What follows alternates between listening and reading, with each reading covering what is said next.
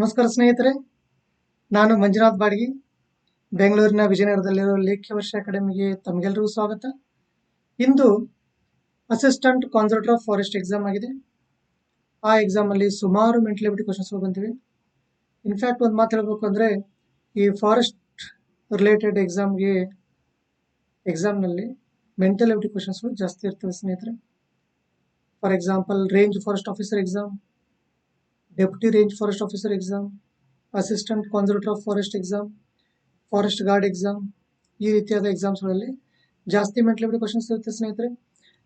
ಹಾಗಾಗಿ ಇವತ್ತು assistant conservator of forest ಎಕ್ಸಾಮ್ನಲ್ಲಿ ಬಂದರು ಮೆಂಟಲ್ ಎಬಿಲಿಟಿ ಪ್ರಶ್ನೆಗಳನ್ನು ನೋಡೋಣ ಸ್ನೇಹಿತರೆ. ಸುಮಾರು ಕ್ವಶನ್ಸ್ಗಳು ಬಂದಿವೆ. ಎಲ್ಲವನ್ನು ಇದೇ ವಿಡಿಯೋದಲ್ಲಿ ಕವರ್ ಮಾಡೋದು ಒಂಚೂರು ಆಗದೇ ಇರೋ ವಿಚಾರ. ಹಾಗಾಗಿ ನಾನು ಒಂದಿಷ್ಟನ್ನು ಅಂದರೆ ಸುಮಾರು ಕವರ್ ಮಾಡಲಿಕ್ಕೆ ಟ್ರೈ ಮಾಡೋಣ ಸ್ನೇಹಿತರೆ. ಮೊದಲಿಗೆ ಬ್ಲಡ್ ರಿಲೇಷನ್ಸ್ ಮೇಲೆ ಒಂದು ಕ್ವಶನ್ ಇದೆ ನೋಡಿ ಸ್ನೇಹಿತರೆ. First question is on blood relations, the third problem. ಮೂರನೇ ಪ್ರಶ್ನೆ ನೋಡಿ, the third problem is on blood relations.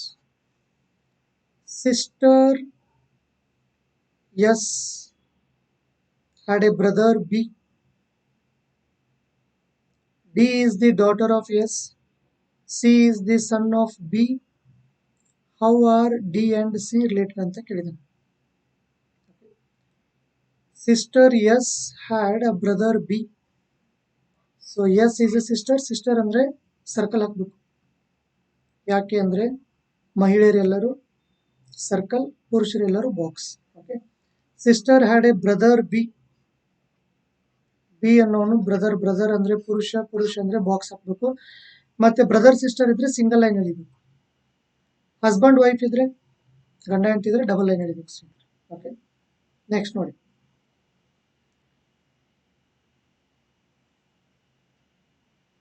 D is the daughter of S ಅಂತ ಕೊಟ್ಟಿದ್ದಾನೆ. ಎಸ್ ನ ಡಾಟರ್ ಅಂದ್ರೆ ಅವಳ ಕೆಳಗಡೆ, ಡಾಟರ್ ಮತ್ತು ಸನ್ ಕೆಳಗಡೆ, ಚಿಲ್ಡ್ರನ್ ಎಲ್ಲ ಕೆಳಗಡೆ, ಪೇರೆಂಟ್ಸ್ ಎಲ್ಲ ಮೇಲ್ಗಡೆ. ಡಾಟರ್ ಅಂದಾಗ ಮಹಿಳೆ ಅಂದ್ರೆ ಸರ್ಕಲ್ ಹಾಕಬೇಕು. C is the son of B. B ನ ಸನ್ ಅಂದ್ರೆ ಬಿ ನ ಕೆಳಗಡೆ ಬಾಕ್ಸ್.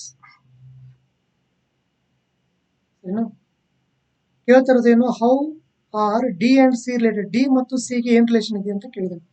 ಡಿ ಮತ್ತು ಸಿ ಗೆ ರಿಲೇಷನ್ ಏನು ಅಂದ್ರೆ ಕಸಿನ್ಸ್ ಅವರಷ್ಟೇ. They are brother and sister, but they are cousins because they are, ಅವ್ರು ಒಡ ಹುಟ್ಟಿದವ್ರು ಯಾವಾಗ ಆಗ್ತಿದ್ರು, ಸಿಬ್ಲಿಂಗ್ಸ್ ಯಾವಾಗ ಆಗ್ತಿದ್ರು ಹೇಳಿ, ಇವರಿಬ್ರು ಗಂಡ ಹೆಂಡತಿ ಆಗಿದ್ರು. ಬಟ್ ಇಲ್ಲಿ ಆ ಥರ ಇರೋದಿಲ್ಲ. ಹಾಗಾಗಿ ಇರೋದಕ್ಕೋಸ್ಕರ ಇವರಿಬ್ರು ಏನಾಗಿಬಿಡ್ತಾರೆ, ಕಸಿನ್ಸ್ ಆಗ್ತಾರೆ. The third option, cousins, is the correct answer. This is about blood relations. ಮುಂದಿನ ಪ್ರಶ್ನೆ, 9th problem is on coding and decoding. ನೋಡಿ, ಕೋಡಿಂಗ್ ಅಂಡ್ ಡಿಕೋಡಿಂಗ್ ಎಷ್ಟು ಚೆನ್ನಾಗಿ ಮಾಡಿದ್ದಾನೆ ಇಲ್ಲಿ. ಇಫ್ 990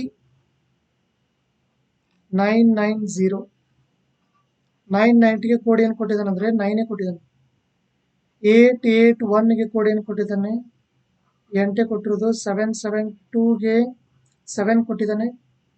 ಕೇಳಿರೋದು 563 ಕೋಡ್ ಏನು ಅಂತ ಕೇಳಿದ್ದಾನೆ. ಸೊ ನಾವೆಲ್ಲ ಏನು ವಿಚಾರ ಮಾಡ್ತೀವಿ ಇಲ್ಲಿ, 990 ಅಂದ್ರೆ 9, 881 ಅಂದ್ರೆ 8, 772 ಅಂದ್ರೆ 7, 563 ಅಂದ್ರೆ ಓಕೆ. ಇಲ್ಲಿ ಒಂಚೂರು ಕನ್ಫ್ಯೂಷನ್ ಆಗುತ್ತೆ. ಆದ್ರೆ ಇಲ್ಲಿ ಲಾಜಿಕ್ ಏನಿದೆ ನೋಡಿ ಸ್ನೇಹಿತರೆ, ಇವೆಲ್ಲ ಆಡ್ ಮಾಡಿ 9, 9, 0 ಎಲ್ಲ ಕೂಡಿಸಿದ್ರೆ ಎಷ್ಟು ಬರುತ್ತೆ, 18 ಬರುತ್ತಾ. 18 ಮತ್ತೆ ಕೂಡಿಸಿ 1 + 8 ಆಗೇನು ಬರುತ್ತದೆ, 9. This is the logic. ಎಲ್ಲ ಕೂಡಿಸಿ ಮತ್ತೆ ಕೂಡಿಸಿ ಅಷ್ಟು. ಈಗ 8, 8, 1 ಇದೆ. 8, 8, 1 ಇದೆ. ಎಲ್ಲ ಕೂಡಿಸಿದ್ರೆ ಎಷ್ಟು ಬರುತ್ತೆ ಸ್ನೇಹಿತರೆ, 17 ಬರುತ್ತೆ. ಮತ್ತೆ ಕೂಡಿಸಿದ್ರೆ 1 + 7 8 ಬಂತ. ನೆಕ್ಸ್ಟ್ ಇದು ನೋಡಿ, 772 7 + 7 + 2 ಎಷ್ಟಾಗಿತ್ತು, 16 ಆಯ್ತು. 16 ಮತ್ತೆ ಕೂಡಿಸಿದ್ರೆ 1 + 6 is 7. ಅದೇ ರೀತಿಯಾಗಿ 5, 6, 3 ಇದೆಯಲ್ಲ, ಎಲ್ಲ ಕೂಡಿಸಿ 5 + 6 + 3, 5, 6, 11, 3, 14. ಮತ್ತೆ ಕೂಡಿಸಿದ್ರೆ 1 + 4, the answer is 5. So first option 5 is the correct answer. ಈ ರೀತಿಯಾಗಿ ನಾವು ಈ ಪದವನ್ನು ಸಾಲ್ವ್ ಮಾಡಬಹುದು ಸ್ನೇಹಿತರೆ. ಮುಂದಿನ ಪ್ರಶ್ನೆ ಹೋಗೋಣ. 35ನೇ ಪ್ರಶ್ನೆ ಹೋಗೋಣ ಡೈರೆಕ್ಟ್ ಆಗಿ. Moving on to 35th problem. 35ನೇ ಪ್ರಶ್ನೆ. ಸಿಲಾಜಿಸಮ್ ಮೇಲೆ ಜಾಸ್ತಿ ಕ್ವಶನ್ಸ್ ಇದೆ. ಸಿಲಾಜಿಸಮ್ ಎಲ್ಲ ಒಟ್ಟಿಗೆ ಮಾಡೋಣ ಇನ್ ಮೈ ನೆಕ್ಸ್ಟ್ ವಿಡಿಯೋ. ಓಕೆ, ಈಗ ಬರೋದು ಯಾವ topic? Calendar. If the 3rd of the month falls on Friday, what day will it be on 4th day after 21st of the month ಅಂತ ಕೇಳಿದೆ. ಪ್ರಶ್ನೆ ಏನಿದೆ ಅಂದ್ರೆ, we want 4th day after the 21st. ಅದರ ಅರ್ಥ ಏನು ಅಂದ್ರೆ 21 + 4 ಅವನು ಕೇಳ್ತಾ ಇರೋದು ಯಾವುದನ್ನ? 25th. We are in the same month ಬಿಟ್ಟು ಹೋಗ್ತಾ ಇಲ್ಲ, ಅದೇ ಮಂತ್ ಹೇಳ್ತಾ ಇರೋದು. 3rd of the month ಏನು ಕೊಟ್ಟಿದ್ದಾನೆ? 3ನೇ ತಾರೀಕು ಯಾವರಿದೆ? ಫ್ರೈಡೆ ಇದೆ. ಇದಕ್ಕೆ 21 ಕೂಡಿಸಿದ್ರೆ ಸ್ನೇಹಿತರೆ 24 ಆಗುತ್ತದೆ. 24 ಕೂಡ ಫ್ರೈಡೇನೇ ಇರುತ್ತದೆ. ಯಾಕೆಂದ್ರೆ 7ರ ಅಂಕಿ ಮಗಿ ಕೂಡಿಸಿದ್ರೆ ಅದೇ ವಾರ ರಿಪೀಟ್ ಆಗುತ್ತದೆ. 3ನೇ ತಾರೀಕು ಫ್ರೈಡೆ ಅವನೇ ಕೊಟ್ಟಿರೋದು. 7 3 21 ಕೂಡಿಸಿದ್ರೆ 24 ಬರುತ್ತೆ, ಅದು ಕೂಡ ಫ್ರೈಡೆ ಆಗುತ್ತದೆ. 24 ಫ್ರೈಡೆ ಆದರೆ 25 ಯಾವ್ದಾಗುತ್ತೆ? ಸ್ಯಾಟರ್ಡೆ ಆಗುತ್ತೆ. That is the answer. ಶನಿವಾರ ಆಗಿಬಿಡುತ್ತೆ. So second option Saturday is the correct answer. This is about a problem on calendar. 35 ಆಯ್ತು. 33 ನೋಡಿ. 33ನೇ ಪ್ರಶ್ನೆ. 33rd ಪ್ರಾಬ್ಲಮ್ ನೋಡೋಣ.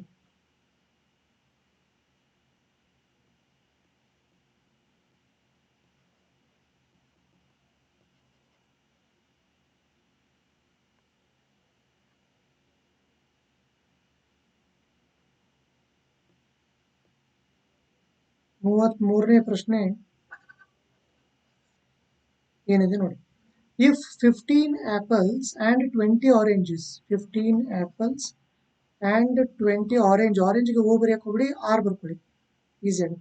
Oranges cost as much as 20 apples, cost as much as 20 apples and 15 oranges.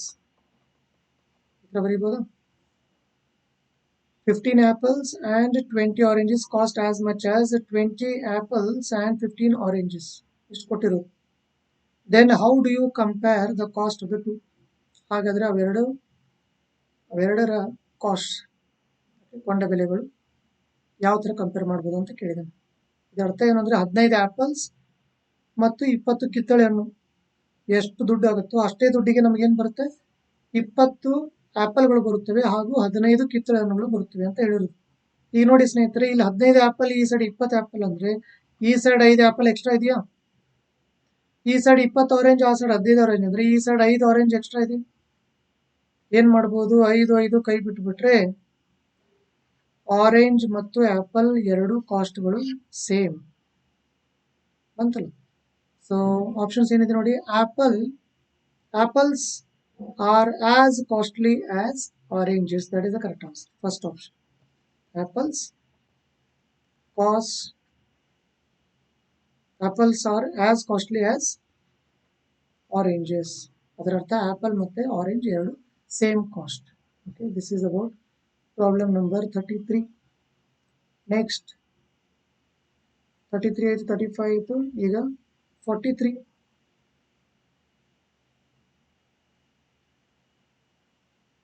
43 ನೋಡೋಣ. 43rd problem.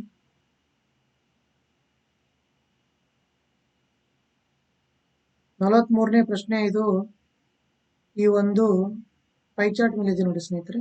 Easy problem ಇದೆ, ಹಾಗಾಗಿ ಪಿಕ್ ಮಾಡಿರೋದು ಒಂದೇ ಒಂದು ಪ್ರಾಬ್ಲಮ್ ಫ್ರಮ್ ಪೈ ಚಾರ್ಟ್ಸ್. ಕೇಳ್ತಾ ಇರೋದೇನು? If the total marks were 3000 then marks in mathematics would be ಅಂತ ಕೊಟ್ಟಿದ್ದಾನೆ. ಟೋಟಲ್ ಮಾರ್ಕ್ಸ್ ಎಷ್ಟಿದೆ? 330 ಇದೆ. Total marks 330.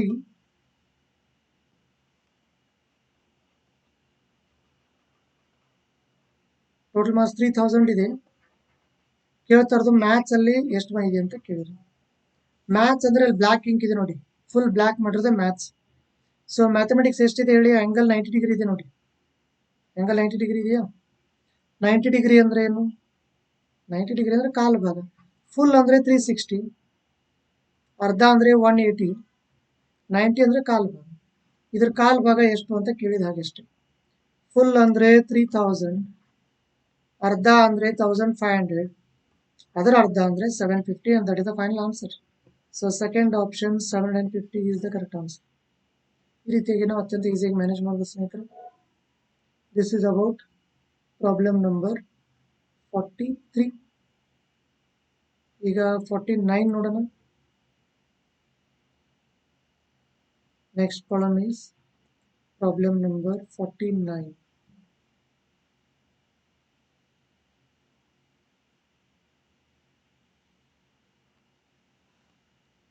Ninth problem.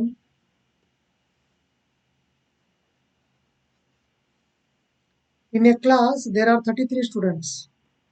Total students are 33, comprising of boys and girls. Okay. In a monthly test, the average score of the class was 14. All the students have scored on an average how much? 14.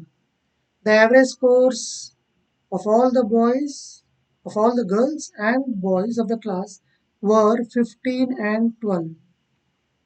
Girls average ಎಷ್ಟಿದೆ? 15 ಇದೆ. Boys average score ಎಷ್ಟಿದೆ? 12 ಇದೆ respectively, girls and boys. Assuming that all the students had taken the test, what is the number of girls and boys? First ಇರೋದು girls, ನಂತರ boys. Number of girls and boys ಕೇಳಿದೆ. ಇಲ್ಲಿ ನೋಡಿ ಸ್ನೇಹಿತರೆ, ಇಲ್ಲಿ ಒಂದು ನಾವು ಟ್ರಿಕ್ ಅನ್ನ ಬಳಸಬಹುದು. ಎಲ್ಲಾ ಸ್ಟೂಡೆಂಟ್ಸ್ ಅಂದ್ರೆ ಇದು ಮಿಕ್ಸರ್ ಯಾವಾಗಲೂ ಸೆಂಟರ್ ಬರೀಬೇಕು. ಮಿಕ್ಸರ್ ಯಾವಾಗಲೂ ಸೆಂಟರ್, ಆಯ್ತಾ? ಇನ್ನು ಗರ್ಲ್ಸ್ 15 ಇದೆ, ಅದು ಈ ಸೈಡ್ ಗರ್ಲ್ಸ್. ಬಾಯ್ಸ್ 12 ಇದೆ, ಈ ಸೈಡ್ ಬಾಯ್ಸ್. ಕ್ರಾಸ್ ಮಾಡಿ, ಗೋ ಫಾರ್ ಕ್ರಾಸಿಂಗ್. 15 14 ಡಿಫ್ರೆನ್ಸ್ ಎಷ್ಟಾಯ್ತು? 1 ಆಯ್ತು. ಇಲ್ಲಿ ಡಿಫ್ರೆನ್ಸ್ ಎಷ್ಟಾಗುತ್ತೆ? 14ಕ್ಕೆ 12ಕ್ಕೆ 2 ಡಿಫ್ರೆನ್ಸ್ ಇದೆ. ಮಧ್ಯಕ್ಕೆ ಯಾವಾಗಲೂ ರೇಷಿಯೋ ಸೈನ್. ಇದರ ಅರ್ಥ ಏನು ಅಂದ್ರೆ, ಇಬ್ಬರು ಹುಡುಗಿಯರಿದ್ರೆ ಒಬ್ಬನು ಗ್ಯಾರಂಟಿ ಇರುತ್ತಾನೆ, ಹುಡುಗ ಇರುತ್ತಾನೆ. ಇಬ್ಬರು ಹುಡುಗಿಯರಿದ್ರೆ ಒಬ್ಬನು ಹುಡುಗ. ಅದರ ಅರ್ಥ ಹುಡುಗಿಯರ ಅರ್ಧ ಹುಡುಗರ ಸಂಖ್ಯೆ. ಆ ಥರ ಯಾವ ಆಪ್ಷನ್ ಇದೆ ನೋಡಿ? ಸೆಕೆಂಡ್ ಆಪ್ಷನ್ ಇದೆ ನೋಡಿ ಸ್ನೇಹಿತರೆ. ಸೆಕೆಂಡ್ ಆಪ್ಷನ್ ಏನಿದೆ? 22-11. ಹುಡುಗಿಯರ ಅರ್ಧ ಹುಡುಗರು. ಇನ್ನು ಬೇರೆ ಎಲ್ಲೂ ಇಲ್ಲ, ನೀವೆಲ್ಲರೂ ಚೆಕ್ ಮಾಡಿ ನೋಡಿ. Okay, only in the second option it is like this. Half the number of girls ಇದು ನಂಬರ್ ಆಫ್ ಬಾಯ್ಸ್. ಹುಡುಗಿಯರ ಸಂಖ್ಯೆಯ ಅರ್ಧ ಹುಡುಗರ ಸಂಖ್ಯೆ, ಎರಡರ ಅರ್ಧ 1. ಆ ಥರ ಇರೋದಲ್ಲಿ only in the second option, and that should be marked. ಬೇಡ ಅಂದ್ರೆ ಇನ್ನೊಂದು ಮೆಥಡ್ ಹೇಳ್ತೀನಿ. ಇಬ್ಬರು ಹುಡುಗಿಯರು ಒಬ್ಬನು ಹುಡುಗ, ಟೋಟಲ್ 3 ಜನ ಆದ್ರೆ ಬರೀ 3 ಇಲ್ಲ. ನಮ್ಮ ಹತ್ರ ಇರೋದು ಎಷ್ಟು? 33. 3 ಹೋಗಿ 33 ಯಾವಾಗ ಆಗುತ್ತದೆ? ಇಂಟು 11 ಮಾಡಿದಾಗ ಆಗುತ್ತದೆ. 11ರಿಂದ ಮಲ್ಟಿಪ್ಲೈ ಮಾಡಿದಾಗ ಆಗುತ್ತಾ? ಹಾಗಾಗಿ ಇದನ್ನು 11ರಿಂದ ಮಲ್ಟಿಪ್ಲೈ ಮಾಡಿ, ಇದನ್ನು 11ರಿಂದ ಮಲ್ಟಿಪ್ಲೈ ಮಾಡಿ. 11 ಒಂದ್ಲೆ 11, 11 ಎರಡ್ಲೆ 22. ಅದರ್ಥ 22 ಹುಡುಗಿಯರು, 11 ಹುಡುಗರು. So everything is all right with the second option. ಈ ರೀತಿಯಾಗಿ ನಾವು ಈಸಿಯಾಗಿ ಈ ಪ್ರಾಬ್ಲಮ್ ಅನ್ನ ಈ ಟ್ರಿಕ್ಸ್ ನ ಸಹಾಯದಿಂದ ಮ್ಯಾನೇಜ್ ಮಾಡಬಹುದು ಸ್ನೇಹಿತರೆ. This about problem number 49. Next let us go to 74th problem. 74ನೇ ಪ್ರಶ್ನೆ ನೋಡೋಣ ಸ್ನೇಹಿತರೆ. Problem number 74.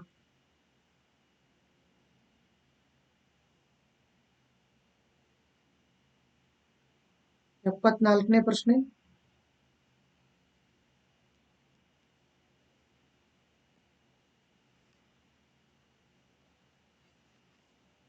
The age of a man is 3 times the sum of the ages of his 2 sons, and after 5 years his age will be twice the sum of their ages.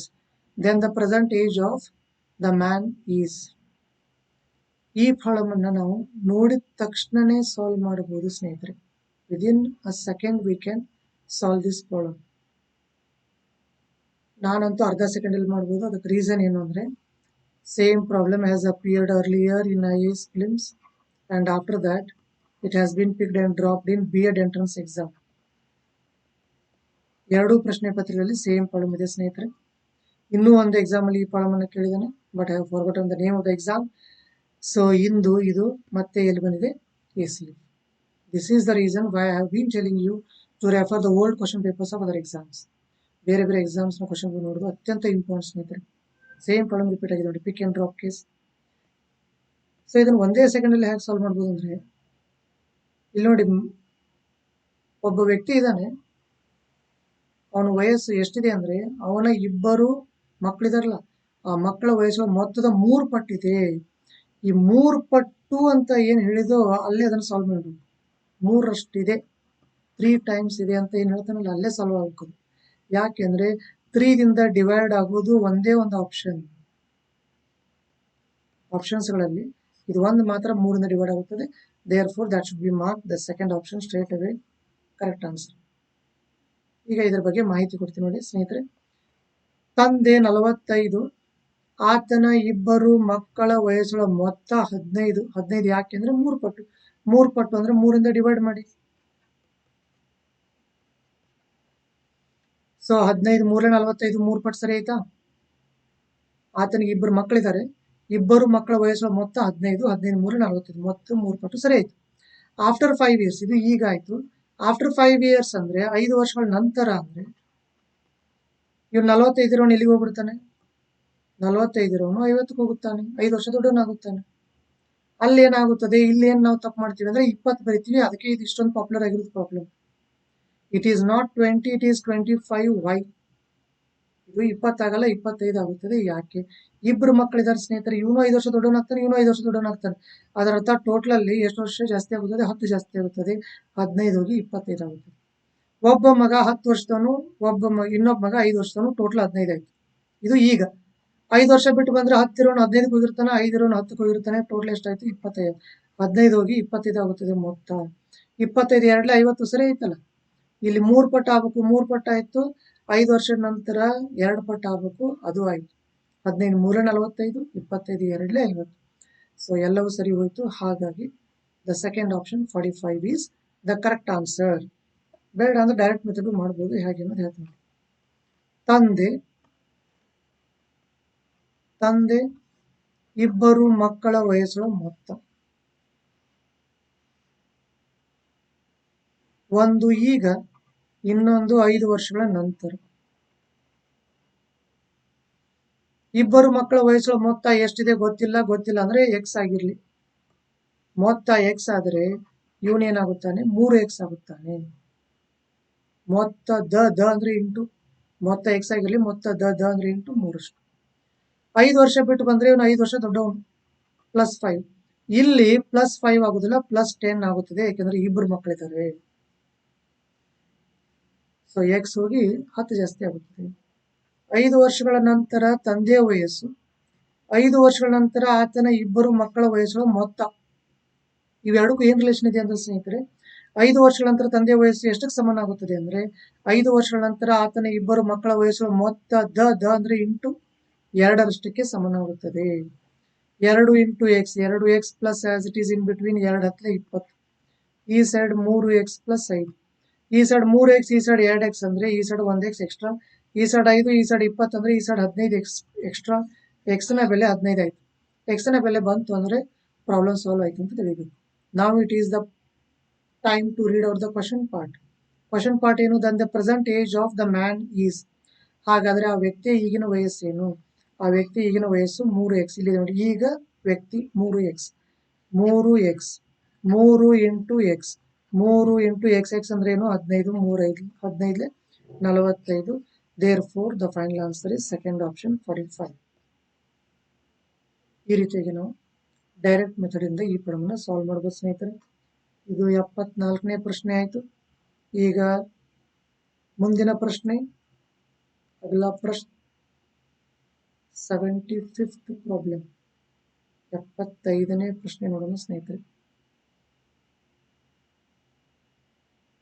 75ನೇ ಪ್ರಶ್ನೆ,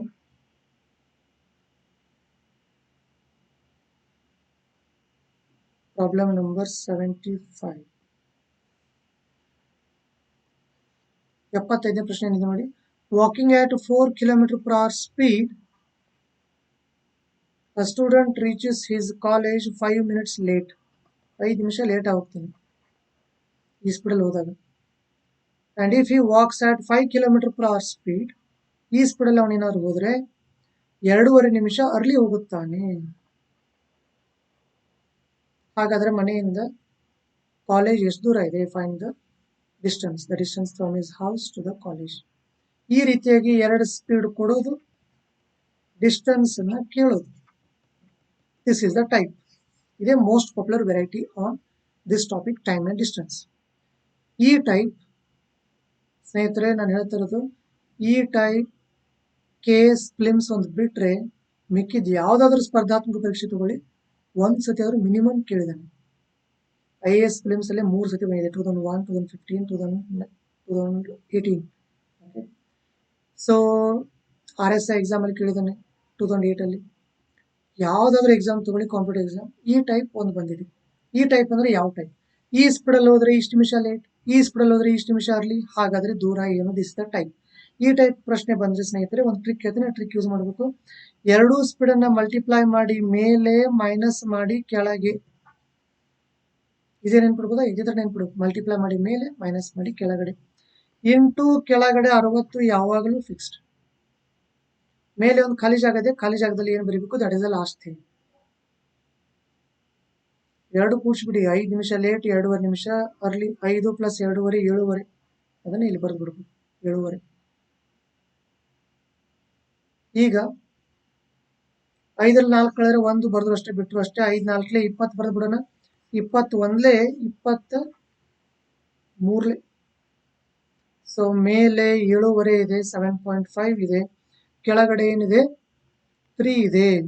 ಅದರ ಅರ್ಥ 2.5. 3 3, 25 ಅಂದ್ರೆ 2.5. ಅದರ ಅರ್ಥ second option 1/2 kilometre. So 2.5 kilometre ಇದೆ. 75ನೇ ಪ್ರಶ್ನೆ. So 2 speed ಕೊಟ್ಟು ದೂರ ಕೇಳಿದ್ದಾನೆ. 2 ಸ್ಪೀಡ್ ಯಾವ್ಯಾವು? 4 ಮತ್ತು 5. ಕೇಳಿರೋದು ಡಿಸ್ಟೆನ್ಸ್. ಆಗ ಮಾತ್ರ ಈ ಟ್ರಿಕ್ ಯೂಸ್ ಮಾಡೋಕೆ ಸ್ನೇಹಿತರೆ. ಸೊ ಇನ್ನೊಂದು ಇಂಪಾರ್ಟೆಂಟ್ ವಿಚಾರ ಅಂದ್ರೆ, ಸೇಮ್ ಟೈಪ್ 1 more ಪ್ರಾಬ್ಲಮ್ ಕೇಳಿದ್ದಾನೆ. ಅದರ್ಥ ಇದೇ ಟೈಪ್ 2 ಕ್ವಶನ್ಸ್ಗಳು ಇದೇ ಪ್ರಶ್ನೆ ಪತ್ರಿಕೆಯಲ್ಲಿ ಇದೆ. Hard to believe, but that is the fact. So this is about problem number 75. Moving on to problem number 83. ಮುಂದಿನ ಪ್ರಶ್ನೆ 83ನೇ ಪ್ರಶ್ನೆ ನೋಡೋಣ ಸ್ನೇಹಿತರೆ. Problem number 83.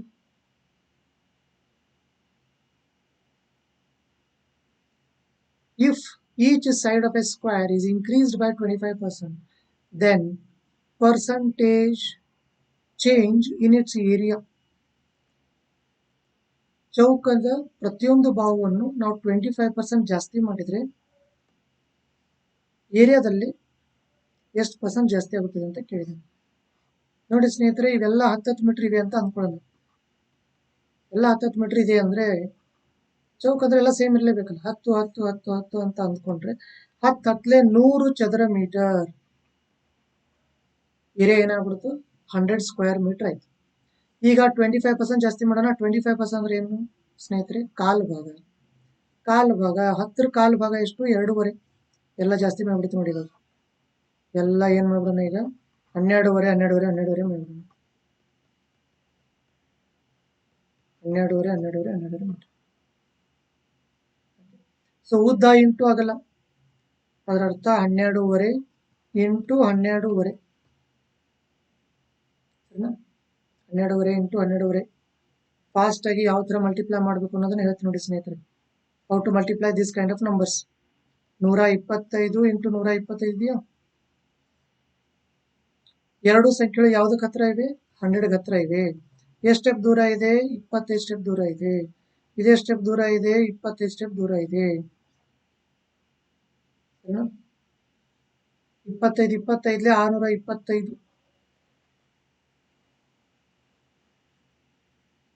25 25 625. 2 ಕ್ರಾಸ್ ಮಾಡಿಬಿಟ್ರೆ 150 ಆಗುತ್ತೆ ಸ್ನೇಹಿತರೆ. ನಂತರ ಇಲ್ಲಿ 2 0 ಇದೆ ಅಂದ್ರೆ 2 ಡಿಜಿಟ್ಸ್ ಮೇಂಟೈನ್ ಮಾಡಬೇಕು. 6 ಬೇಡ, ಈ ಸಲ ಕಳಿಸ್ಬಿಡಿ. 156 ಆಗುತ್ತೆ. ಸೊ 156 25 ಆಗುತ್ತದೆ. ಪಾಯಿಂಟ್ ನಂತರ ಒಂದು ಸ್ಥಾನ, ಇಲ್ಲಿ ಪಾಯಿಂಟ್ ಆದ ನಂತರ ಒಂದು ಸ್ಥಾನ, ಅಂದ್ರೆ ಪಾಯಿಂಟ್ ಆದ ನಂತರ ಟೋಟಲ್ 2 ಸ್ಥಾನಗಳು. ಅದರರ್ಥ 156.25. 25 156.25 ಆಯ್ತು. ಯಾವುದು ಏರಿಯಾ?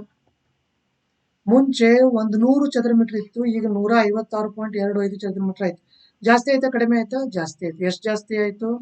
56.25 ಜಾಸ್ತಿ ಆಯ್ತು. ಈ ಜಾಸ್ತಿ ಆಗೋದು ಕಡಿಮೆ ಆಗೋದು ಯಾವಾಗ ಒರಿಜಿನಲ್ ಫಿಗರ್ ಮೇಲೆ. ಅದರರ್ಥ ಪ್ರತಿ 100ಕ್ಕೆ ಇಷ್ಟು ಹೆಚ್ಚಳ. ಪ್ರತಿ 100 ಅಂದ್ರೆ ಏನು? ಪ್ರತಿಶತ.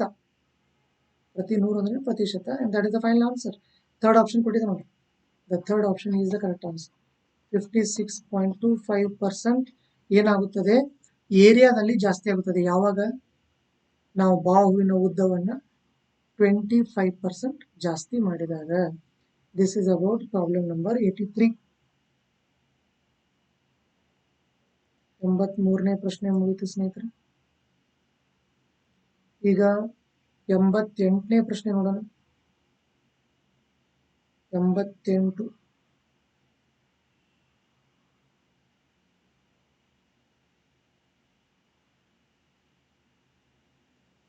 88ನೇ ಪ್ರಶ್ನೆ ಸ್ನೇಹಿತರೆ.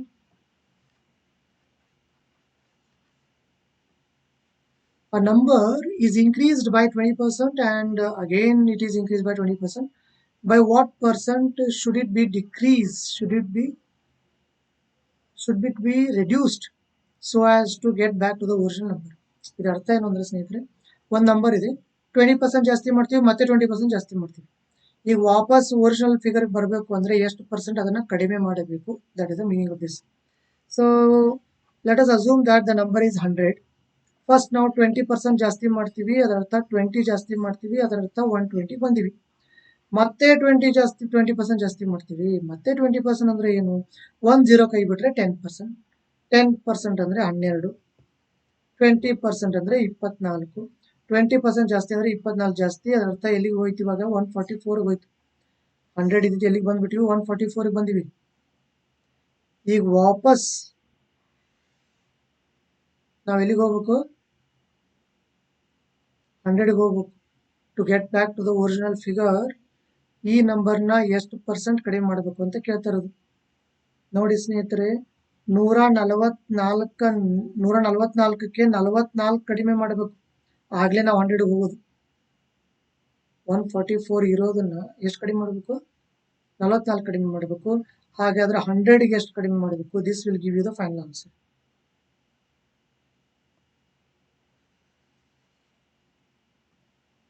ಫಸ್ಟ್ ಇರೋದು ಯಾವಾಗಲೂ ಕೆಳಗಡೆ 144 ಕೆಳಗಡೆ, ಮಿಕ್ಕಿದೆಲ್ಲ ಮೇಲ್ಗಡೆ 100 ಮತ್ತು 44. ಯಾವ್ದನ್ನ ಕ್ಯಾನ್ಸಲ್ ಮಾಡೋಣ? 12 ಇಂದ ಕ್ಯಾನ್ಸಲ್ ಮಾಡೋಣ. 12 ಇಂದ ಯಾವ್ದು ಕ್ಯಾನ್ಸಲ್ ಆಗಿ 2 ಇಂದ ಕ್ಯಾನ್ಸಲ್ ಮಾಡಿ.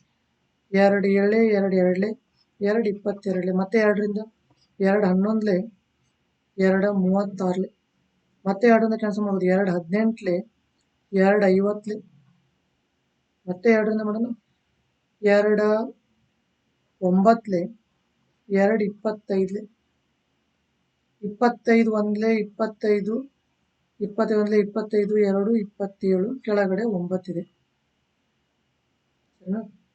So 275 divided by 9. 275 divided by 9.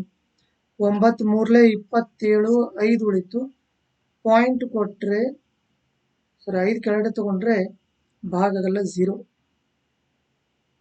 ಅಷ್ಟೇ. ಅದೇ ಆನ್ಸರ್. 30 ಫಸ್ಟ್ ಆನ್ಸರ್ ಬರೀಬೇಕು, ಉಳಿದಿದ್ದನ್ನ ಮೇಲೆ ಬರೀಬೇಕು, ಡಿವೈಡ್ ಮಾಡಿರ್ತಾರೋದನ್ನ ಡಿವಿಷನ್ ಕೆಳಗಡೆ ಬರೀಬೇಕು. This is the final answer. So 35/9%. Second option is the correct answer. Second option. ಎಲ್ಲರೂ ಏನ್ ಮಾಡ್ತೀವಿ ಅಂದ್ರೆ ಲಾಸ್ಟ್ ಆಪ್ಷನ್ ಬರಿತೀವಿ. 44% ಕಡಿಮೆ ಮಾಡಿದ್ರೆ ಆಗಲ್ಲ. 44 ಕಡಿಮೆ ಮಾಡಿದ್ರೆ ಆಗುತ್ತೆ, 44% ಕಡಿಮೆ ಮಾಡಿದ್ರೆ ಆಗಲ್ಲ. ಎಷ್ಟು ಪರ್ಸೆಂಟ್ ಕಡಿಮೆ ಮಾಡಬೇಕು? 35/9%. ಅದರರ್ಥ ಹೋಗುವಾಗ 20 ಜಾಸ್ತಿ ಮಾಡಿದೀವಿ, ಮತ್ತೆ 20 ಜಾಸ್ತಿ ಮಾಡಿದೀವಿ. ಬರೋವಾಗ ಮತ್ತೆ 20 ಕಡಿಮೆ ಮಾಡಿದ್ರೆ ವಾಪಸ್ ಅಲ್ಲೇ ಬರಲ್ಲ. ಎಷ್ಟು ಕಡಿಮೆ ಮಾಡಬೇಕು? 35/9% ಕಡಿಮೆ ಮಾಡಬೇಕು. Only then you can get back to the same original number. This is the meaning of this problem. This is about problem number 88. Moving on to the next problem, 93rd problem ನೋಡೋಣ ಸ್ನೇಹಿತರೆ. 93ನೇ ಪ್ರಶ್ನೆ. 90 ನೋಡೋಣ ನೋಡಿ. 90ನೇ ಪ್ರಶ್ನೆ ಏನಿದೆ?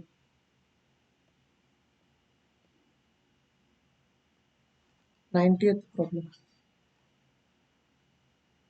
If 4 to the power x plus y is equal to 1, 4 to the power x minus y is equal to 4, then the value of x and y, x ಮತ್ತು y ನ ಬೆಲೆಗಳು ಎಷ್ಟು ಅಂತ ಕೇಳಿದ. ಇಲ್ಲಿ ನೋಡಿ ಸ್ನೇಹಿತರೆ, ಒಂದು ವಿಚಾರ ಏನು ಗೊತ್ತಿರಬೇಕು ಅಂದ್ರೆ ನಿಮಗೆ, anything to the power 0 is 1. ಯಾವುದೇ ಸಂಖ್ಯೆ ಘಾತ 0 ಅಂದ್ರೆ 1. ಸೊ 1 ಇದ್ದಲ್ಲಿ ನಾನು ಏನು ಬರೀಬಹುದು? 1 ಇದ್ದಲ್ಲಿ ಏನು ಬರೀಬಹುದು? 4 to the power 0 ಅಂತ ಬರೀಬಹುದು. ಇದು ಹಾಗೆ ಇರಲಿ. ಇಲ್ಲಿ ಏನೂ ಇಲ್ಲ ಅಂದ್ರೆ 1 ಇದ್ದೇ ಇರುತ್ತೆ. 4 to the power 1 ಅಂದ್ರೆ ಒಂದೇ, 4 ಇವೆಲ್ಲ ಒಂದೇ ನೋಡಿ. 4 to the power 0, 3 to the power 0 ಎಲ್ಲ ಒಂದೇ. 4 ಅಂದ್ರೂ ಒಂದೇ, 4 to the power 1 ಅಂದ್ರೂ ಒಂದೇ. ಈಗ ನೋಡಿ, 4 ಸೇಮ್ ಬೇಸ್ ಇದೆ, ಮೇಲ್ಗಡೆ ಪವರ್ಸ್ ಗಳನ್ನ ಈಕ್ವೇಟ್ ಮಾಡು. ಕೆಳಗಡೆ 4 ಸೇಮ್ ಬೇಸ್ ಇದೆ, ಮೇಲ್ಗಡೆ ಪವರ್ ಗಳನ್ನ ಈಕ್ವೇಟ್ ಮಾಡ್ತೀನಿ. ಮೇಲೆ ಪವರ್ಸ್ ಅನ್ನ ಈಕ್ವೇಟ್ ಮಾಡೋದ್ರೆ ಏನು? X plus y is equal to 0, ಕೆಳಗಡೆ x minus y is equal to 1 ಈ ತರ ಆಗುತ್ತೆ. ಈಗ ಇವೆರಡೂ ಏನಂತೀವಿ ಸ್ನೇಹಿತರೆ? ಸೈಮಲ್ಟೇನಿಯಸ್ ಈಕ್ವೇಶನ್ಸ್, ಏಕಕಾಲಿಕ ಸಮೀಕರಣಗಳು. ಇವುಗಳನ್ನ ಹ್ಯಾಕ್ ಸಾಲ್ವ್ ಮಾಡಬೇಕು? ಮಿಕ್ಸ್ ಮಾಡಿಬಿಡ್ಬೇಕು. ಇವೆರಡು ಹೋಗ್ಬಿಡ್ತವೆ. Plus y minus y they will get diluted. ಇವೆರಡು ಮಿಕ್ಸ್ ಮಾಡಿದ್ರೆ 2x, ಇವೆರಡು ಮಿಕ್ಸ್ ಮಾಡಿಬಿಟ್ರೆ 1. ಎಕ್ಸ್ ದ ಬೆಲೆ ಬೇಕು ಅಂದ್ರೆ 2 ನೀಚ ಕಳಿಸಿ 1/2. ಎಕ್ಸ್ ದ ಬೆಲೆ 1/2, ಎಕ್ಸ್ ದ ಬೆಲೆ 1/2, ಎಕ್ಸ್ ದ ಬೆಲೆ 1/2 ಥರ್ಡ್ ಆಪ್ಷನ್ಲೂ ಇದೆ, ಲಾಸ್ಟ್ ಆಪ್ಷನ್ಲೂ ಇದೆ. ಫಸ್ಟ್ 2 ಆಪ್ಷನ್ಸ್ ಅಂತೂ ರಾಂಗ್ ಅನ್ನೋದು ಕ್ಲಿಯರ್ ಆಯ್ತು. ಈಗ ಥರ್ಡ್ ಆಪ್ಷನ್ ಕರೆಕ್ಟಾ, ಫೋರ್ತ್ ಆಪ್ಷನ್ ಕರೆಕ್ಟಾ? That is the thing. ಇಲ್ಲಿ ನೋಡಿ, x plus y is equal to 0 ಇದೆಯಾ? ಇಕ್ವೇಶನ್ ನಂಬರ್ 1 ನೋಡಿ, x plus y is equal to 0 ಇದೆ.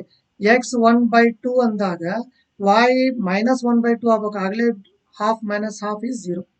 ಅದರರ್ಥ ವೈ ನ ಬೆಲೆ ಏನಾಗಲೇಬೇಕು? ಮೈನಸ್ 1/2 ಆಗಲೇಬೇಕು.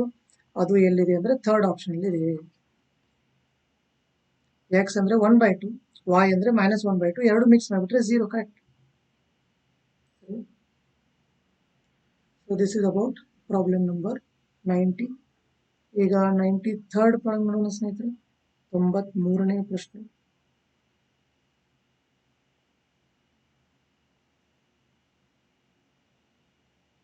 Third problem. It is a problem on angles. Angles ಮೇಲೆ ಇದೆ ನೋಡಿ. ಈ ಪ್ರಾಬ್ಲಮ್ ಸಾಲ್ವ್ ಮಾಡ್ಲಿಕ್ಕೆ ಏನು ಗೊತ್ತಿರಬೇಕು? ಒಳಗಡೆ ಎಲ್ಲಾ ಆಂಗಲ್ಸ್ ಅನ್ನ ಕೂಡಿಸಿದ್ರೆ 180 ಡಿಗ್ರಿ ಬರುತ್ತದೆ. ಇದು ಒಂದು. ಅಂದ್ರೆ ಏನರ್ಥ? ಇದು 60 ಇದ್ರೆ, ಇದು 60 ಇದ್ರೆ, ಅದು 60ನೇ ಇರುತ್ತೆ. ಯಾಕೆ ಅಂದ್ರೆ 60 total is 180. This is one thing. ಇನ್ನೊಂದು ಇಂಪಾರ್ಟೆಂಟ್ ಪಾಯಿಂಟ್, ಇವೆರಡು ಸೇಮ್ ಇದ್ರೆ ಇವುಗಳ ಅಭಿಮುಖ ಕೋನಗಳು ಕೂಡ ಸೇಮ್ ಇರುತ್ತವೆ. ಇದರ ಅಭಿಮುಖ ಕೋನ, ಇವು ಎರಡು ಸೇಮ್ ಇರ್ತವೆ. ಎರಡು ಬಾಹುಗಳು ಸೇಮ್ ಆಗಿದ್ರೆ, ಸೇಮ್ ಲೆನ್ಸ್ ಇದ್ರೆ, ಅವುಗಳ ಅಭಿಮುಖ ಕೋನಗಳು ಕೂಡ ಸೇಮ್ ಇರುತ್ತವೆ. ಇನ್ನೊಂದು ಲಾಸ್ಟ್ ಪಾಯಿಂಟ್, ಇದು ಟೋಟಲ್ 180 ಇರುತ್ತದೆ. ಒಂದು ಸರಳ ರೇಖೆ ಎಳೆದ್ಬಿಟ್ರೆ 180 ಇರುತ್ತೆ. ಸೊ ಇಲ್ಲಿ 70 ಅಂತ ನಾನು ಬರೆದ್ರೆ ಆ ಸೈಡ್ ಎಷ್ಟು ಬರಲೇಬೇಕಾಗುತ್ತದೆ? 110. ಯಾಕೆ? Total is always 180. ಇವಿಷ್ಟು ಮಾಹಿತಿಗಳನ್ನ ಯೂಸ್ ಮಾಡಿ ಈ ಪ್ರಾಬ್ಲಮ್ ನಾವು ಈಸಿಯಾಗಿ ಮ್ಯಾನೇಜ್ ಮಾಡಬಹುದು.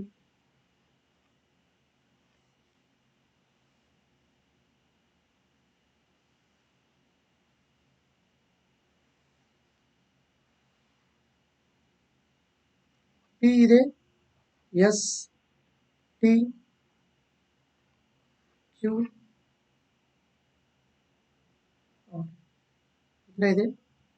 ಇಲ್ಲೊಂದು ಕೊಟ್ಟಿದ್ದಾನೆ ಆಂಗಲ್ 70, ಇಲ್ಲೊಂದು ಆಂಗಲ್ ಕೊಟ್ಟಿದ್ದಾನೆ 50. ಅದಕ್ಕಿಂತ ಇಂಪಾರ್ಟೆಂಟ್ ವಿಚಾರ ಏನು ಅಂದ್ರೆ, ಇಲ್ಲಿ ಕೊಟ್ಟಿರೋದ್ರಲ್ಲಿ ಮೋಸ್ಟ್ ಇಂಪಾರ್ಟೆಂಟ್ ವಿಚಾರಗಳು ಯಾವುವು ಅಂದ್ರೆ, ಇವು ಎರಡು ಸೇಮ್ ಇದಾವೆ ಅಂತ ಕೊಟ್ಟಿದ್ದಾನೆ. ಇವು ಎರಡು ಬಾಹುಗಳು ಸೇಮ್ ಇವೆ, ಇವೆರಡು ಬಾಹುಗಳು ಸೇಮ್ ಇವೆ ಅಂತ ಕೊಟ್ಟಿದ್ದಾನೆ. So these are the important points.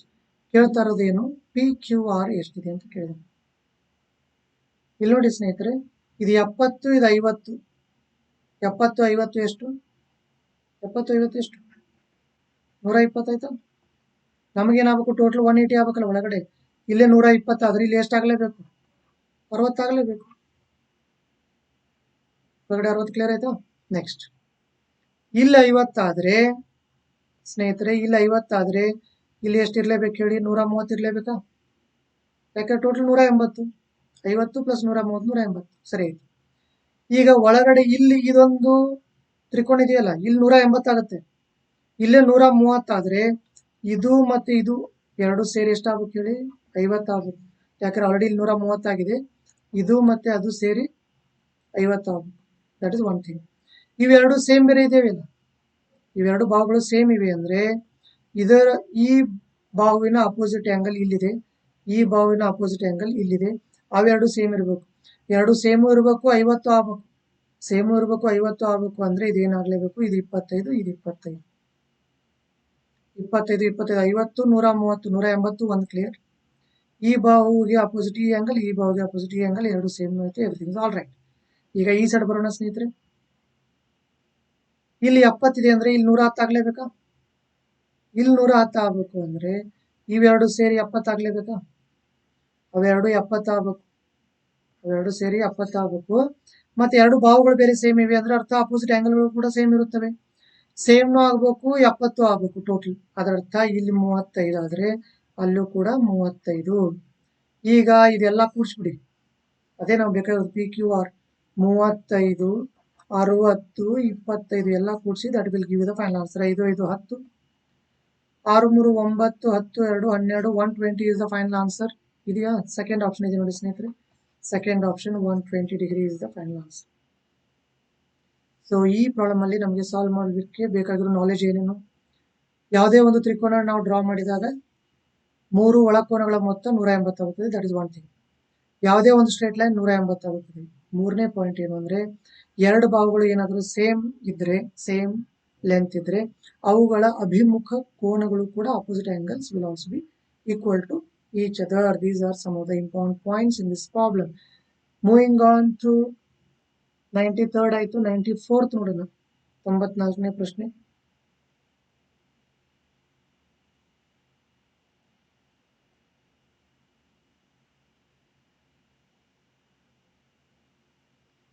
The average age of 11 players is 25 years. If a player A is replaced by another player B, then the average age of the players becomes 26 years. The difference between the age of A and B in years ಅಂತ ಕೇಳಿದೆ. ಇಲ್ಲಿ ನೋಡಿ ಸ್ನೇಹಿತರೆ, ಮುಂಚೆನೂ 11 ಜನನೇ ಇರ್ತಾರೆ, ನಂತರನೂ 11 ಜನನೇ ಇರ್ತಾರೆ. ಯಾಕೆ ಹೇಳಿ, ಒಬ್ನು ಹೋಗ್ತಾನೆ, ಒಬ್ನು ಬರ್ತಾನೆ, ಜನ ಮಾತ್ರ 11 ಹುಡುಗರು. ಮುಂಚೆ 25 ಇತ್ತು, ಈಗ ಎವರೇಜ್ ಏನಾಗ್ಬಿಡುತ್ತೆ 26 ಆಯ್ತು. ಅದರರ್ಥ ಎವರೇಜ್ ಅಲ್ಲಿ 1 ಜಾಸ್ತಿ ಆಗಿದೆ. ಎವರೇಜ್ ಅಲ್ಲಿ 1 ಜಾಸ್ತಿ ಆಗಿದೆ ಅಂದ್ರೆ ಅಲ್ಲಿ 11 ಜನ ಇದ್ದಾರೆ ಅಂದ್ರೆ ಟೋಟಲ್ ನಲ್ಲಿ 11 ಜಾಸ್ತಿ ಆಗಿರುತ್ತದೆ. ಟೋಟಲ್ ಅಲ್ಲಿ 11 ಜಾಸ್ತಿ ಆಗ್ತಾ ಇದೆ ಅಂದ್ರೆ ಎ ಮತ್ತು ಬಿ ಗಳ ಮಧ್ಯ ಇರುವ ವ್ಯತ್ಯಾಸ ಎಷ್ಟಿರ್ಲೇಬೇಕು, 11 ಇರಲೇಬೇಕು. That is the final answer. Average ಅಲ್ಲಿ 1, 11 ಜನ ಇರೋದು, ಅದರ್ಥ ಟೋಟಲ್ ಅಲ್ಲಿ 11 ಜಾಸ್ತಿ. ಟೋಟಲ್ 11 ಯಾವಾಗ ಜಾಸ್ತಿ ಹೆಚ್ಚು ಕಡಿಮೆ ಆಗುತ್ತೆ ಹೇಳಿ, ಒಬ್ನು ಹೋದ ಒಬ್ನು ಬಂದ, ಎವರೇಜ್ ಅಲ್ಲಿ 11 ಹೆಚ್ಚು ಕಡಿಮೆ ಆಯ್ತು. ಅದರರ್ಥ ಅವ್ರು ಬಂದವನು ಹೋದವನು ಅವರುಗಳ ಮಧ್ಯ ಇರುವ ವ್ಯತ್ಯಾಸ 11 ಇದ್ದಾಗ ಮಾತ್ರ ಅದು ಸಾಧ್ಯ. Therefore the final answer is 11. This is about problem number 94. Next 94 ಆಯ್ತು. 95, 96 ನೋಡೋಣ. 96 ನೋಡೋಣ ಸ್ನೇಹಿತರೆ. A sum of 13 rupees 50 paise is made by 38 coins which are either 50 paise or 25 paise. Find the number of 25 paise coins ಅಂತ ಹೇಳಿದಾನೆ.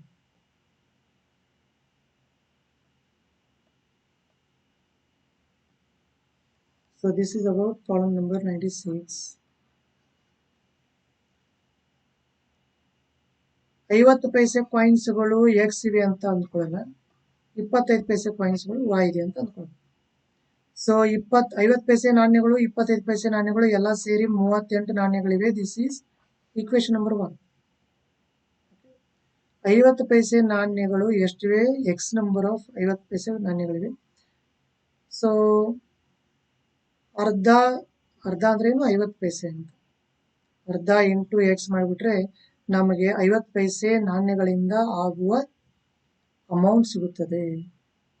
ಅದೇ ರೀತಿಯಾಗಿ 25 ಪೈಸೆ ಅಂದ್ರೆ 1/4 rupee ಅಂತ, ಅದರಿಂದ ನೀವು ವಾಯ್ ನಂಬರ್ ಆಫ್ ಕಾಯಿನ್ಸ್ಗಳನ್ನು ಮಲ್ಟಿಪ್ಲೈ ಮಾಡಿದ್ರೆ 25 ಪೈಸೆಗಳಿಂದ ಆಗುವ ಅಮೌಂಟ್ ಸಿಗುತ್ತದೆ. ಎಲ್ಲ ಸೇರಿ ಟೋಟಲ್ ಅಮೌಂಟ್ ಎಷ್ಟಿದೆ ಸ್ನೇಹಿತರೆ, 13 rupees 50 paise. This is equation number 2. ಅಂದ್ರೆ ಒಂದು ಅಮೌಂಟ್ ಮೇಲೆ ಮಾಡಬೇಕು, ಒಂದು ಕಾಯಿನ್ಗಳ ಮೇಲೆ ಮಾಡಬೇಕು, ಎರಡು ಈಕ್ವೇಶನ್ಸ್ ಫ್ರೇಮ್ ಮಾಡಬೇಕು.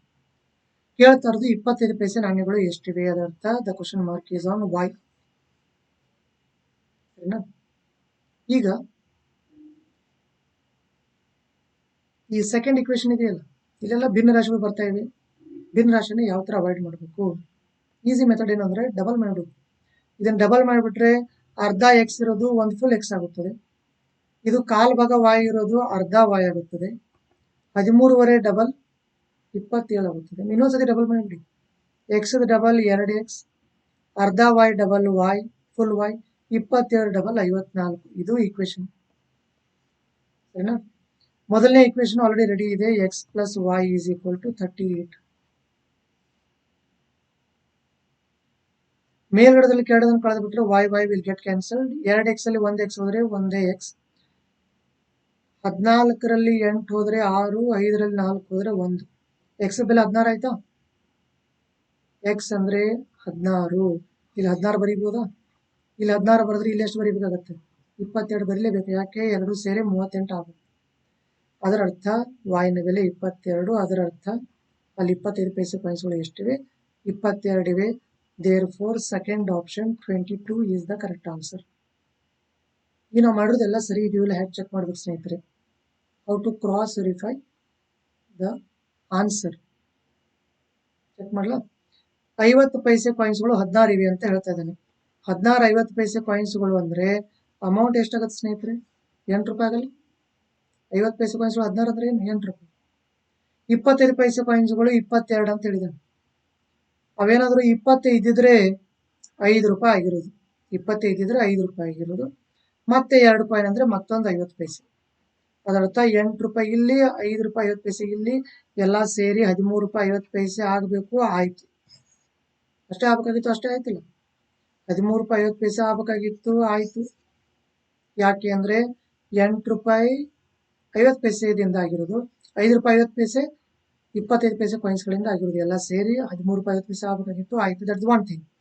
ಇನ್ನೊಂದು ವಿಚಾರ, 16 50 ಪೈಸೆ ಕಾಯಿನ್ಸ್ಗಳು, 22 25 ಪೈಸೆ ಕಾಯಿನ್ಸ್ಗಳು ಎಲ್ಲ ಸೇರಿ 38 ಕಾಯಿನ್ ಆಗಬೇಕು. ಅದು ಆಯ್ತು. Everything all right. ಹಾಗಾಗಿ it is a problem of simultaneous equation. ನೋಡಿ, simultaneous equations most important topic for almost all the exams. Okay, already ಒಂದು ಮಾಡಿದ್ವಿ. ಇದು ಎರಡನೇ ಪ್ರಾಬ್ಲಮ್ ಬಂದಿದೆ on simultaneous equation. This is about problem number 96. Moving on to 97. 97ನೇ ಪ್ರಶ್ನೆ ನೋಡೋಣ ಸ್ನೇಹಿತರೆ. Problem number 97. 5/9 part of the population in a village are males. If 30% of the males are married, then the percentage of unmarried females in the total population is ಅಂತ ಕೇಳಿದಾನೆ. So ಇಲ್ಲಿ 5/9 part of the village are males ಅಂತ ಕೊಟ್ಟಿರೋದು. So ನಾವೇನ್ ಮಾಡಬೇಕು ಅಂದ್ರೆ 9 divide ಆಗೋ number ತಗೋಬೇಕು ಸ್ನೇಹಿತರೆ. ಅದರ್ಥ ನಾವೇನ್ ತಗೊಂಡ್ಬಿಡೋಣ, ಟೋಟಲ್ ಪಾಪ್ಯುಲೇಷನ್ ಎಷ್ಟು ತಗೊಂಡ್ಬಿಡೋಣ? 90. 5/9 of 90. 9 ಒಂದ್ಲೆ 9 ಹತ್ಲೆ. ಅದರ ಅರ್ಥ 50 ಜನ ಏನಿದ್ದಾರೆ? ಪುರುಷರಿದ್ದಾರೆ. ಅದರ ಅರ್ಥ 40 ಜನ ಏನಿರುತ್ತಾರೆ? ಮಹಿಳೆಯರು ಇರುತ್ತಾರೆ. ಕ್ಲಿಯರ್ ಆಯ್ತಾ? 5/9 ಆಫ್ ಅಂದ್ರೆ ಇಂಟು ಟೋಟಲ್ ಪಾಪ್ಯುಲೇಷನ್. ನಾವು 90 ಅಂತ ತಗೊಂಡಿದೀವಿ. ಯಾಕೆ 90 ಅಂತ ತಗೊಂಡಿದೀವಿ? 9 ಡಿವೈಡ್ ಆಗೋ ನಂಬರ್ ತಗೊಂಡಿದೀವಿ ಅಷ್ಟೇ. ಸರಿನಾ? 9 ಒಂದ್ಲೆ 9 ಹತ್ಲೆ 5 ಹತ್ಲೆ 50 ಜನ ಪುರುಷರಾದ್ರೆ ಉಳಿದವ್ರು 40 ಜನ ಮಹಿಳೆಯರು ಆಗ್ಲೇಬೇಕು. Next, 30% of the males are married. 30% of ಅಂದ್ರೆ ಇಂಟು ಮೇಲ್ಸ್. ಮೇಲ್ಸ್ ಅಂದ್ರೆ ಎಷ್ಟು? 50 ಜನ. 2 0 ಕೈ ಬಿಟ್ಬಿಟ್ರೆ 15 ಜನ ಪುರುಷರು ಮ್ಯಾರೇಜ್ ಆಗಿದ್ದಾರೆ. 15 ಜನ ಪುರುಷರು ಮ್ಯಾರೇಜ್ ಆಗಿದ್ದಾರೆ, ಮ್ಯಾರಿಡ್. ಇವ್ರು ಮ್ಯಾರೇಜ್ ಯಾರ ಜೊತೆ ಆಗಿರ್ತಾರೆ? ಮಹಿಳೆಯರ ಜೊತೆನೇ ಆಗ್ಬೇಕಲ್ಲ. ಹಾಗಾಗಿ 15 ಜನ ಮಹಿಳೆಯರು ಕೂಡ ಮ್ಯಾರಿಡ್ ಅಂತ ಲೆಕ್ಕ. ಅಲ್ಲಿಗೆ 15 ಜನ ಪುರುಷರು ಮ್ಯಾರಿಡ್ ಅಂದ್ರೆ 15 ಜನ ಮಹಿಳೆಯರು ಕೂಡ ಮ್ಯಾರಿಡ್ ಅಂತಾನೆ ಲೆಕ್ಕ. ಯಾಕಂದ್ರೆ ಇವ್ರು ಮ್ಯಾರೇಜ್ ಆಗೋದು ಇವ್ರ ಜೊತೆನೆ. ಇಲ್ಲಿವರೆಗೆ ಅರ್ಥ ಆಯ್ತಾ? 40 ಜನ ಮಹಿಳೆಯರಲ್ಲಿ 15 ಜನ ಮ್ಯಾರೇಜ್ ಆಗಿದ್ದಾರೆ. ಟೋಟಲ್ ವಿಮೆನ್ 40 ಇರೋದು. ಅದರಲ್ಲಿ ಮ್ಯಾರಿಡ್ 15 ಆದ್ರೆ ಅನ್ಮ್ಯಾರಿಡ್ ಮದುವೆ ಆಗದಿರೋರು ಎಷ್ಟು ಜನ ಆಗ್ತಾರೆ? 25 ಹಾಕ್ತಾರ, 25 30 40 ಸರಿ ಐತಲ್ಲ. ಕೇಳ್ತಾ ಇರೋದು ಈ 25 ಜನ ಮದುವೆ ಆಗದೇ ಇರೋ ಮಹಿಳೆಯರ ಬಗ್ಗೆ ಕೇಳ್ತಾ ಇರೋದು. ಏನ್ ಕೇಳಿದಾನಂದ್ರೆ, then the percentage of unmarried females in the total population. Unmarried females 25, out of total population ಎಷ್ಟಿದೆ? 90 ಇದೆ. ಔಟ್ ಆಫ್ ಅಂದ್ರೆ ಕೆಳಗಡೆ ಬರೀಬೇಕು, out of 90 25 are unmarried females. ಕೇಳ್ತಾ ಇರೋದು ಪರ್ಸಂಟೇಜ್ ಅಲ್ಲಿ. ಪರ್ಸಂಟೇಜ್ ಅಂದ್ರೆ ಏನು? ಇಂಟು 100. ಯಾವುದೇ ಒಂದು ಭಿನ್ನ ರಾಶಿಯನ್ನು ಫ್ರಾಕ್ಷನ್ ಅನ್ನು ಇಂಟು 100 ಮಾಡಿಬಿಟ್ರೆ ಪರ್ಸಂಟೇಜ್ ಸಿಗುತ್ತದೆ. ಅದನ್ನೇ ಕೇಳ್ತಾ ಇರೋದು. 0 ಕೈ ಬಿಟ್ಬಿಡಿ. 25 ಹತ್ತಲೆ 250 ಬೈ 9, 250 ಬೈ 9 ಅಂದ್ರೆ ಡಿವೈಡ್ ಬೈ 9. 9 2 18, 7 ಉಳಿತು 70 ಆಯ್ತು. 9 7 63, 7 ಉಳಿತು. ಸಾಕಷ್ಟು. ಫಸ್ಟ್ ಆನ್ಸರ್ ಬರೆದು ಬಿಡಿ. ಆನ್ಸರ್ ಎಷ್ಟಿದೆ? 27. ಉಳಿದಿರೋದು ರಿಮೈಂಡರ್ 7 ಮೇಲ್ಗಡೆ. ಯಾವ್ದಿಂದ ಡಿವೈಡ್ ಮಾಡ್ತಾ ಇದೀವಿ? 9 ಡಿವೈಡ್ ಮಾಡ್ತಾ ಅದು ಕೆಳಗಡೆ. So 27, 7/9%. It is there in the last option. Last option is 27, 7/9%. That is the last. D is the correct answer. This is about problem number 97. Next 98 ನೋಡೋಣ. Problem number 98. 98ನೇ ಪ್ರಶ್ನೆ. 98ನೇ ಪ್ರಶ್ನೆ ನನ್ನ ಪ್ರಕಾರ ರಾಂಗ್ ಇದೆ. ಏನ್ ತಿಳಿಯಕ್ಕೆ ಹೋಗ್ಬಾರ್ದು. ಪ್ರಾಬ್ಲಮ್ಸ್ ಇರೋದಕ್ಕೆ ಚಾನ್ಸ್ ಇಲ್ಲ ಅಂತ ತಿಳಿಬಾರ್ದು. ನನ್ನ ಪ್ರಕಾರ ಇಟ್ ಈಸ್ ರಾಂಗ್ ಒನ್. ಹೇಗೆ ಅನ್ನೋದು ಹೇಳ್ತೀನಿ ನೋಡಿ. When even after reducing the marked price of a transistor by 32 rupees, a shopkeeper makes a profit of 15%. If the cost price is 320 rupees, what percentage of profit would he have made if he had sold the transistor at the marked price ಅಂತ ಕೇಳಿದಾನೆ. ಇಲ್ಲಿ ನೋಡಿ, ನಮಗೆ ಎರಡು ಪಾಯಿಂಟ್ಸ್ಗಳು ಇಲ್ಲಿ ಗೊತ್ತಿರಬೇಕಾಗುತ್ತೆ ಸ್ನೇಹಿತರೆ. Discount ಯಾವಾಗಲೂ ಯಾವುದರ ಮೇಲೆ? ಮಾರ್ಕ್ಡ್ ಪ್ರೈಸ್ ಮೇಲೆ. This is one point. Discount ಯಾವಾಗಲೂ ಯಾವುದ್ರ ಮೇಲೆ ಇರುತ್ತೆ? Marked price. ಲಾಭ ನಷ್ಟ, ಪ್ರಾಫಿಟ್ ಅಂಡ್ ಲಾಸ್ ಯಾವಾಗಲೂ ಯಾವುದ್ರ ಮೇಲೆ? Cost price. ಇವೆರಡು ಪಾಯಿಂಟ್ ಸರಿಯಾಗಿ ಅರ್ಥ ಅವ್ರಿ. Okay, we can easily manage this point.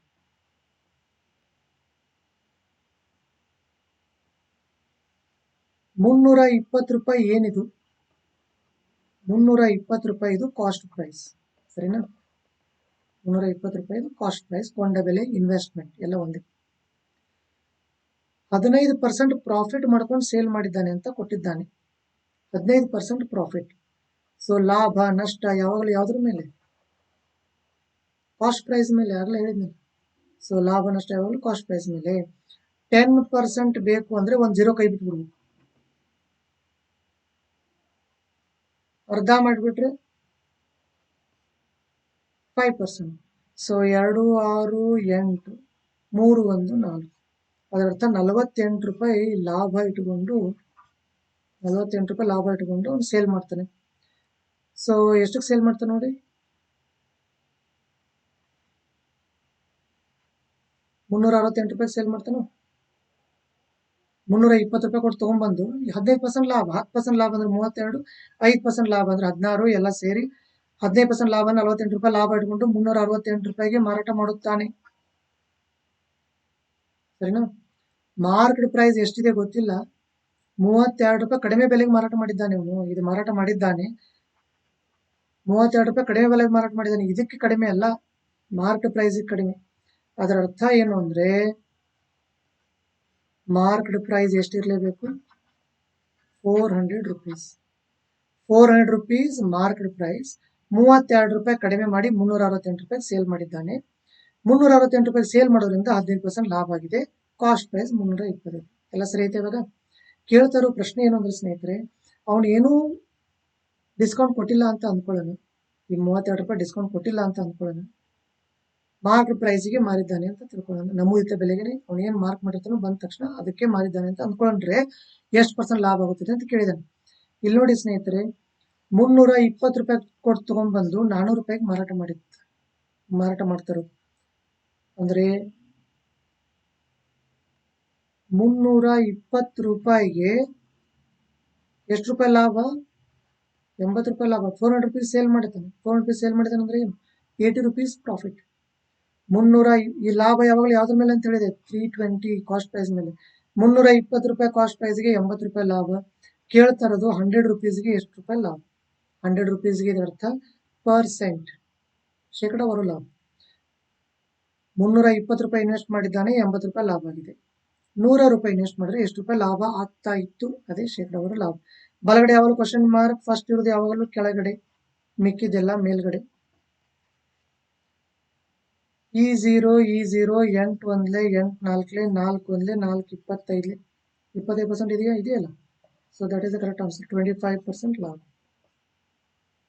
ಇನ್ನೊಂದ್ಸತಿ ಹೇಳ್ತೀನಿ ನೋಡಿ ಸ್ನೇಹಿತರೆ, 320 ರೂಪಾಯಿ ಕೊಟ್ಟು ತೊಗೊಂಬಂದಿದ್ದಾನೆ, 15% ಲಾಭ ಆಗಿದೆ ಅಂತ ಅವನಿಗೆ ಕೊಟ್ಟಿರೋದು, ಅದರ್ಥ 48 ರೂಪಾಯಿ ಲಾಭ. 368 ರೂಪಾಯಿಗೆ ಮಾರಾಟ ಮಾಡಿಬಿಡ್ತಾನೆ. ಮಾರಾಟ ಮಾಡಿರೋದು ಯಾವ ತರ ಅಂದ್ರೆ, ಏನ್ ಮಾರ್ಕೆಟ್ ಪ್ರೈಸ್ ಇತ್ತಲ್ಲ ಅದು ಗೊತ್ತಿಲ್ಲ, 32 ರೂಪಾಯಿ ಕಡಿಮೆ ಮಾಡಿ ಮಾರಾಟ ಮಾಡಿರೋದು. ಅದರ ಅರ್ಥ 32 ರೂಪಾಯಿ ಈಗ ನೀವು ಜಾಸ್ತಿ ಮಾಡಿಬಿಟ್ರೆ ಮಾರ್ಕೆಟ್ ಪ್ರೈಸ್ ಸಿಕ್ಬಿಡುತ್ತೆ. ಅದರ ಅರ್ಥ ಅವನು 320 ರೂಪಾಯಿ ಕೊಟ್ಟು ತಗೊಂಡ್ಬಂದು ಲಾಭ ಅದು ಎಲ್ಲ ಹಾಕಿ 400 ರೂಪಾಯಿ MRP ಅಂತ ಅವ್ನು ಬರೆದು ಅಂಟಿಸಿರ್ತಾನೆ. 32 ರೂಪಾಯಿ ಕಡಿಮೆ ಬೆಲೆಗೆ 368 ರೂಪಾಯಿಗೆ ಮಾರಿರ್ತಾನೆ. ಸೊ ಈಗ ಏನೋ ಡಿಸ್ಕೌಂಟ್ ಕೊಟ್ಟಿಲ್ಲ, 400 ರೂಪಾಯಿಗೆ ಮಾರಾಟ ಮಾಡಿದಾನೆ ಅಂತ ಅಂದ್ಕೊಂಡ್ರೆ, ತಗೊಂಡ್ಬಂದಿದ್ದು 320ಕ್ಕೆ ಮಾರಾಟ ಮಾಡ್ತಿರೋದು 400ಗೆ ಅಂತ ಅಂದ್ಕೊಂಡ್ರೆ ಎಷ್ಟು ಪರ್ಸೆಂಟ್ ಲಾಭ? That is the meaning of this problem. 320 ರೂಪಾಯಿ ಕೊಟ್ಟು ತಗೊಂಡ್ಬಂದು 400 ರೂಪಾಯಿಗೆ ಮಾರಾಟ ಮಾಡಿದಾನೆ ಅಂದ್ರೆ 80 ರೂಪಾಯಿ ಲಾಭ. 80 ರೂಪಾಯಿ ಲಾಭ ಆಯ್ತು. ಈ ಲಾಭ ಯಾವಾಗಲೂ ಯಾವುದ್ರ ಮೇಲೆ? ಕಾಸ್ಟ್ ಪ್ರೈಸ್ ಮೇಲೆ. ಸೊ 320 ರೂಪಾಯಿಗೆ 80 ರೂಪಾಯಿ ಲಾಭ, 100 ರೂಪಾಯಿಗೆ ಎಷ್ಟು ರೂಪಾಯಿ ಲಾಭ? ಬಲಗಡೆ ಯಾವಾಗಲೂ ಕ್ವಶನ್ ಮಾರ್ಕ್, ಫಸ್ಟ್ ಇರೋದು ಯಾವಾಗಲೂ ಕೆಳಗಡೆ, ಮಿಕ್ಕಿದೆಲ್ಲ ಮೇಲ್ಗಡೆ. ಕ್ಯಾನ್ಸಲ್ ಮಾಡಿಬಿಟ್ರೆ 25% profit. Second option is the correct answer. This is about problem number 98. ಮುಂದಿನ ಪ್ರಶ್ನೆ ಪ್ರಾಬ್ಲಮ್ ನಂಬರ್ 99.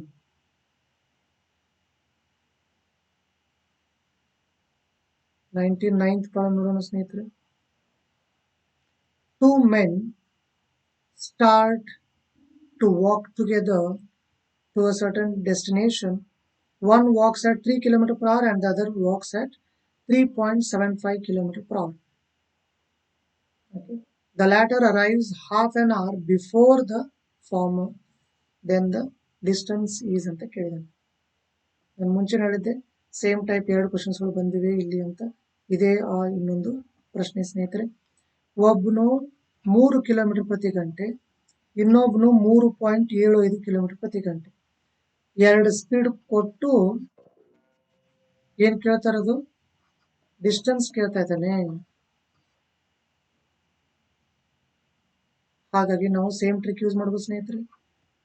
2 ಸ್ಪೀಡ್ ಅನ್ನ ಮಲ್ಟಿಪ್ಲೈ ಮಾಡಿ ಮೇಲೆ, ಮೈನಸ್ ಮಾಡಿ ಕೆಳಗೆ, ಇಂಟು ಇಲ್ಲಿ ಹಾಫ್ ಅನ್ ಅವರ್ ಅಂತ ಕೊಟ್ಟಿದೆ ನೋಡಿ. Half an hour is the difference between the time taken. Half an hour direct ಬರೀಬೇಕು. ಮುಂಚೆ 60 ಯಾಕೆ ಬರ್ತಾ ಇದ್ವಿ ಅಂದ್ರೆ to convert minutes into hours. But ಇಲ್ಲಿ ಏನು ಪ್ರಾಬ್ಲಮ್ ಇಲ್ಲ, ಡೈರೆಕ್ಟ್ ಆಗಿ ಅವರ್ಸ್ ಅಲ್ಲಿ ಇದೆ, ಹಾಗಾಗಿ 1/2 ಬರ್ದ್ಬಿಡಿ. ಈಗ ನೋಡಿ, ಇದರಲ್ಲಿ ಇದು ಮೈನಸ್ ಮಾಡಿದ್ರೆ ಮೇಲೆ 3.75 ಇಂಟು 3 ಹಾಗೆ ಇರಲಿ, ಕೆಳಗಡೆ 0.75 ಇಂಟು 2 ಇದೆ. ಸೊ ಇದು ಪಾಯಿಂಟ್ ನಂತರ 2 ಸ್ಥಾನ, ಇಲ್ಲಿ ಪಾಯಿಂಟ್ ಆದ ನಂತರ 2 ಸ್ಥಾನ, ಹಾಗಾಗಿ ಪಾಯಿಂಟ್ ಗಳನ್ನ ಮರೆತು ಬಿಡ್ಬೋದು ಸ್ನೇಹಿತರೆ. ಈ ತರ ಬರೀಬಹುದು. 75 ಒಂದ್ಲೆ 75 5 ಆಗುತ್ತಾ? 5 ಆಗುತ್ತೆ ನೋಡಿ. 5 5 25, 2 5 32 30. ಸರಿ. 5 3 15/2. ಸೊ 15/2 ಅಂದ್ರೆ ಅರ್ಧ, 15 ಅರ್ಧ 7.5. So the final answer is second option, 7.5 kilometre. So ಈ ಒಂದು ವಿಡಿಯೋದಲ್ಲಿ ಎಲ್ಲ ಪ್ರಾಬ್ಲಮ್ಸ್ ಅನ್ನ ಕವರ್ ಮಾಡೋಕ್ಕೆ ಸಾಧ್ಯ ಆಗಲಿಲ್ಲ ಸ್ನೇಹಿತರೆ. ನಾಳೆ ಪಾರ್ಟ್ 2 ನಲ್ಲಿ ಉಳಿದ ಪ್ರಶ್ನೆಗಳನ್ನು ಕವರ್ ಮಾಡೋಣ. Thank you for watching my video.